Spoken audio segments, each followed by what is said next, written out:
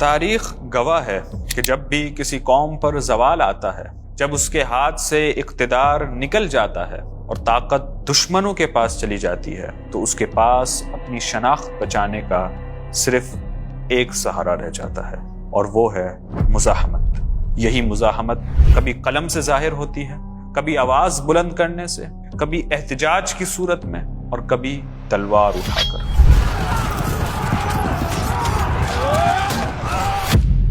مزاحمت جس شکل میں بھی ہو، وہی مغلوب قوم کی بقا کا سب سے بڑا ذریعہ بنتی ہے۔ لیکن اگر کسی قوم سے مزاحمت کا شعور ہی چھین لیا جائے، اگر اسے یہ باور کرا دیا جائے کہ مزاحمت کوئی اچھی چیز نہیں ہے، تو پھر تاریخ کے صفحات سے اس قوم کا نام و نشان تک مٹ جاتا ہے۔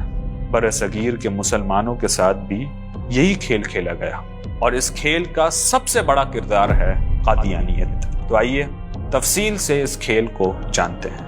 میں ہوں محمد احسان اور آپ دیکھ رہے ہیں شعور۔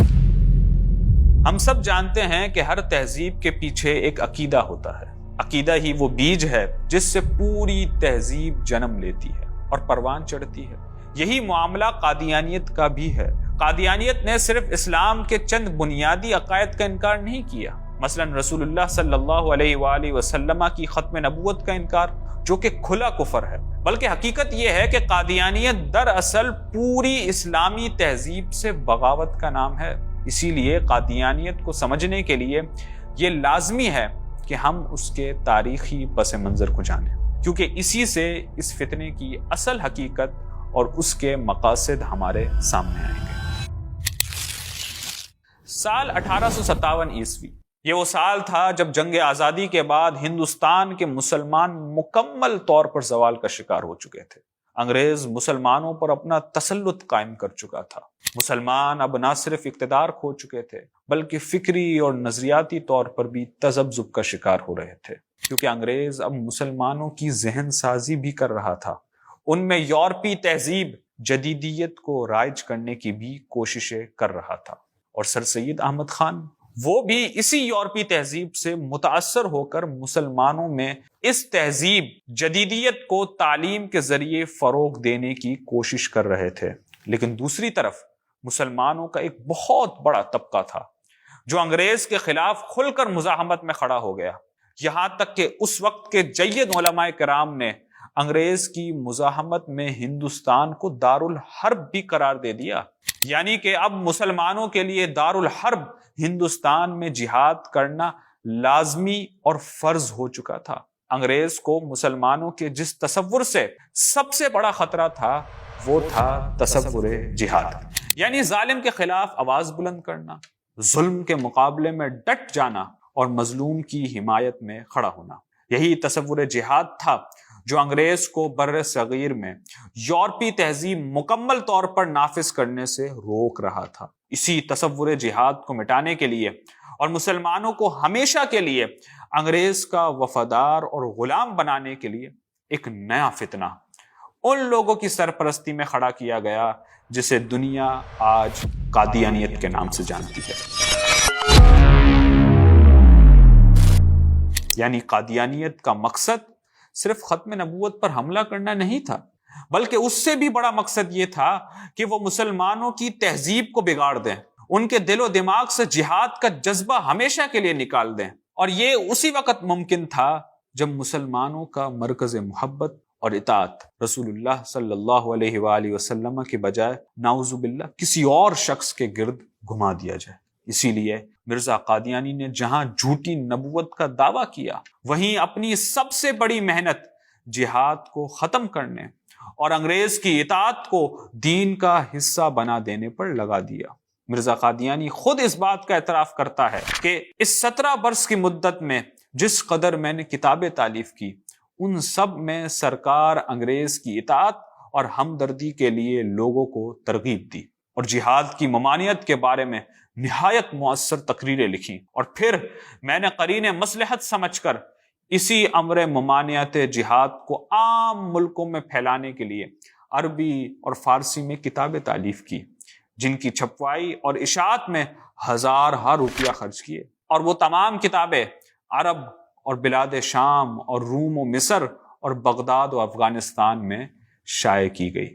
پھر مرزا قادیانی خود لکھتا ہے، اگر میں نے یہ کتابوں کی اشاعت گورنمنٹ انگریز کی سچی خیر خواہی سے نہیں کی تو مجھے ایسی کتابیں عرب اور بلاد شام اور روم وغیرہ بلاد اسلامیہ میں شائع کرنے سے کس انعام کی توقع تھی؟ اور صرف یہی نہیں بلکہ مرزا قادیانی انگریزوں کی محبت اور ممانعت جہاد کے عقیدے میں اتنا پختہ تھا کہ لوگوں کی آسانی کے لیے اس نے اپنی خود کی کتابوں کی ایک فہرست ان کتابوں میں موجود صفحات کے نمبر اور تاریخ اشاعت تک بھی لکھ ڈالی۔ وفاداری دیکھ رہے ہیں؟ اسی طرح ایک اور جگہ مرزا قادیانی لکھتا ہے کہ میری عمر کا اکثر حصہ اس سلطنت انگریز کی تائید و حمایت میں گزرا ہے، اور میں نے ممانعت جہاد اور انگریزی اطاعت کے بارے میں اس قدر کتابیں لکھی ہیں اور اشتہار شائع کیے ہیں کہ اگر وہ رسائل اور کتابیں اکٹھی کی جائے تو 50 الماریاں ان سے بھر سکتی ہے۔ میری ہمیشہ کوشش رہی ہے کہ مسلمان اس سلطنت کے سچے خیر خواہ ہو جائیں اور مہدی خونی اور مسیح خونی کی بے اصل روایتیں اور جہاد کے جوش دلانے والے مسائل جو احمقوں کے دل کو خراب کرتے ہیں ان کے دلوں سے معدوم ہو جائیں۔ پھر مرزا قادیانی انگریز کی حکومت کو اسلام کے لیے نشأت ثانیہ کہتا ہے۔ وہ لکھتا ہے کہ اسلام کی دوبارہ زندگی انگریزی سلطنت کے امن بخش سائے سے ہی پیدا ہوئی ہے۔ ایک اور جگہ مرزا قادیانی اشعال کی صورت میں کہتا ہے کہ اب چھوڑ دو جہاد کا اے دوستو خیال، دین کے لیے حرام ہے اب جنگ اور قتال۔ اب آ گیا مسیح جو دین کا امام ہے، دین کے تمام جنگوں کا اب اختتام ہے۔ اب آسمان سے نور خدا کا نزول ہے، اب جنگ اور جہاد کا فتویٰ فضول ہے۔